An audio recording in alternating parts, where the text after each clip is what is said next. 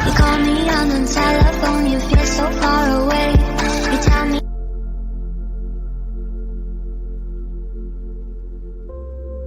Uy, mga pre, alam mo yun? O ano ba? Bakit? Kasi Valentine's Day bukas eh. Kasi kailangan akong regalo para sa mga teachers at saka yung crush ko. Tapos bibigyan ako sa kanila ng flowers. O at ikaw, kahit tatlo, nahuwat kayo ng flowers, wala. Wala po eh. Sige na, gagawa niyo lahat. Sige na. Para matutuwa si teacher sa atin. Oo nga eh. Gagawa pa kami yan mamaya. Oh Garcia, nandito na ang crush mo. Hello, mga katropa ni Garcia. Hello! Oh, Garcia, bubuhat ka ng flowers sa bahay mo? Gusto ko yun eh. Asan regalo eh? Gagawa ko mamaya sa bahay. Tapos susulatin ko yung letters para sa'yo. Tsaka bukas, bibigyan na kita ng flowers. Tsaka yung heart balloons. Sige po, Garcia. Bubuhatin mo lahat ha, para mag-e-excite ako. Oh, ano na mga pre, umuwi na tayo. Sige! Oh, tayo na sa bahay. Tandaan mo sinasabi ko sa'yo ha. Opo, Eliza. O sige, bye-bye. Bye-bye. Pagka-uwi ng bahay. Oh, anak. Bakit ka nagtanga dyan? Ano ginagawa mo? Wala lang, Nay. Nag-iisip ako. Kasi sinabi yung crush sa akin na gumawa na ako daw ng flowers para sa kanya. Kasi Valentine's Day bukas eh. Ganun ba? Sige, aakyat ka sa taas at gumawa yung mga flowers para sa yung crush mo. Salamat po, Nay. Aakyat na ako sa taas. Sige, ikaw bahala na. Tara na! Aakyat na ako sa taas. Ay, andito na ako sa Bansis bedroom ko. Tara na nga sa bed.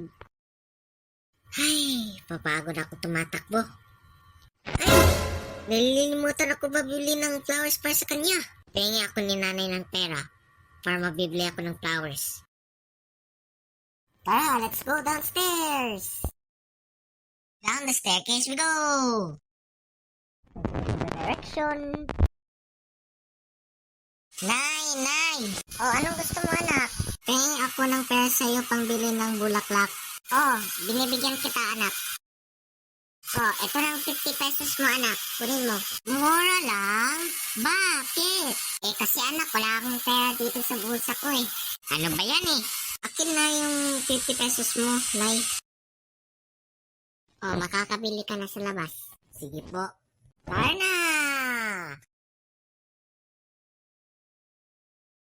Punta na ako sa palengke.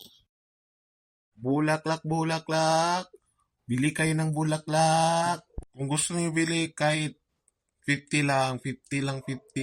Bulaklak. Oh, bata, halika dito. Gusto mo ba ng bulaklak? Kahit 50 lang, available. Sige po. O bata, pumili ka kung anong gusto mong bulaklak.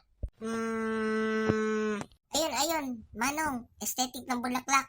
Oh, 50 lang yan. Ito na, Manong, ang 50 pesos. Oh, ito na ang bulaklak mo. Kunin mo na. Yes, sa wakas, may bulaklak na ako. Makakatuwa si Elizabeth kapag kita ko siya sa bulaklak ganito ko. Oh well, makakauwi na ako ng bahay. Tara na! Kailangan kong mabilis na tumakbo.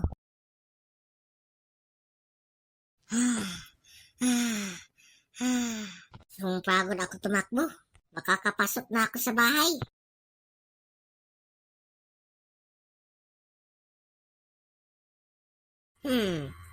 Mamaya ako magsusulat ng letter para sa kanya kapag gabi na. Well, itatago ko yung bulaklak sa kwarto ko. Tara na, sa taas! Upstairs we go!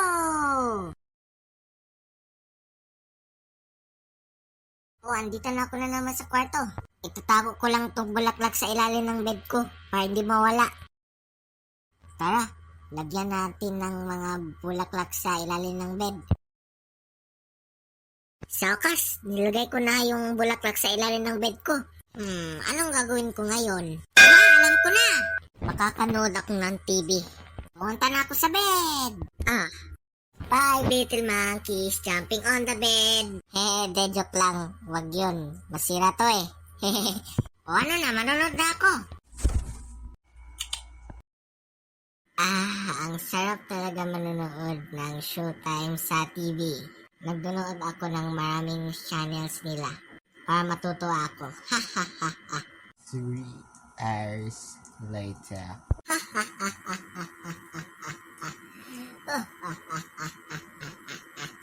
Grabe, natutuwa naman si Vice Ganda eh.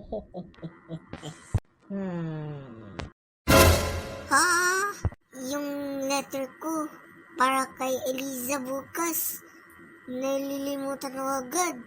Tiyari ako nito. Kunin ko yung bulaklak ko na binibili sa palengke kanina. Ayos, meron na. Makakasulat ng letters sa lamesa ko. Kunin ko ang sticky note. Ayos, meron na. Makakasulat ako ng pencil. Ito na ang lapis ko. Makakasulat ako ng letter para sa kanya. Dear Eliza, alam ko nakilala kita kahapon sa school. Nakikita ako sa'yo lumalakad sa koridor at nakakrush ako sa'yo. Kasi ang ganda mo, ang stylish ng hair mo. Trotman. Tapos narinig ako sa'yo ng boses mo sa klase. Kasi sabi mo, gusto daw ka maging nurse at bubuhat ng medicines para sa mga pasyente. At mag-date tayo at bumili ng ice cream sa convenience store. Tapos aakyat tayo sa skyscraper at mag-cheers tayo. Just like love and care. At tapos, mahal na mahal kita, Eliza. Nang ilaw sa puso ko. Hindi ako naglilimutan sa'yo.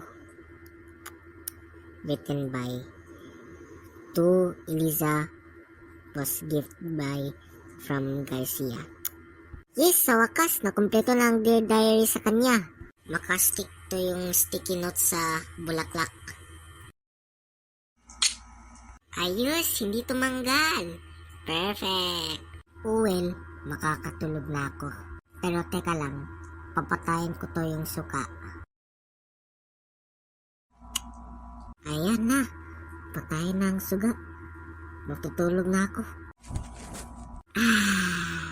Magtutulog na ako.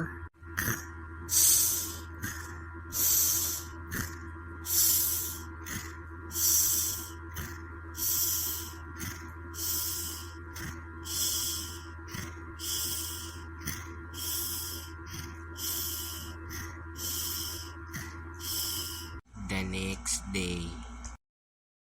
Oh, Garcia, pumaw ka na dyan. Sige po, Nay. Nandyan na ako. Bilisan mo lumabas ng kwarto mo para kakain ka na. Sige.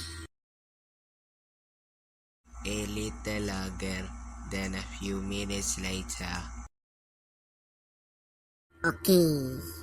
The day is the day of the Valentine's Day.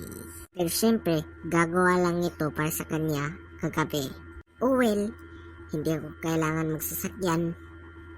Magtumakbo ako hanggang sa eskwelahan. Kasi, meron akong most powerful energy dito sa katawan ko. At tayo na! Takbo! I'm ready. I'm ready. I'm ready.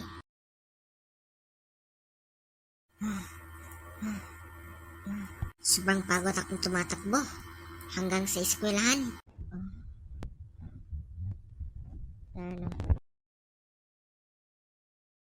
Mga pre. Ang sobrang tagal ni Garcia na naman eh. Oo nga. Ang mabagal kasi siya eh. Oy mga pre, nandito na ako. Uy, Garcia, nandyan ka na pala. Nasang bulaklak mo sa'yo? Ibili mo na? Oo, meron. Ayun ito oh. Aesthetic. Wow! Ang sobrang aesthetic mo ng bulaklak eh. Tsaka may mga heart balloon pa. Paano mo gawa yan? Hindi. Binili ko to kahapon eh. Oh, ano na mga pre? Muna na ako ha. Kasi, hinintay ng crush sa akin. Oo, Garcia. Mag-iingat ka ha. Oo nga eh. Bye-bye. Bye-bye. Ayun po si Eliza doon, oh. Tatawagin ko na siya. Eliza! Eliza! Ha? Uy, Garcia, nandiyan ka na pala eh. Nasaan ang paboritong kong bulakla? Oh, wait, may surprise ako sa'yo. Pipilitin mo yung mata mo at huwag mo ipakita. Sige. Pagbilang kong 3, bumuksan mo yung mata mo. 1, 2, 3. Oh, Eliza, buksan mo ang mata mo at ipakita mo na ang regalo ko sa'yo. Sige, bumuksan ko nga. Wow, ang ganda pala yan, Garcia. Oo nga eh. Ang sabi mo, gusto mo yung ang aesthetic at gandang bulaklak mo? Oh, kunin mo agad. Wow! Lovely roses. Is smooth. I'm sure you like the aroma smell, Eliza. Maraming salamat po, Garcia. Ang bait mo talaga. Magyakap tayo. Ah.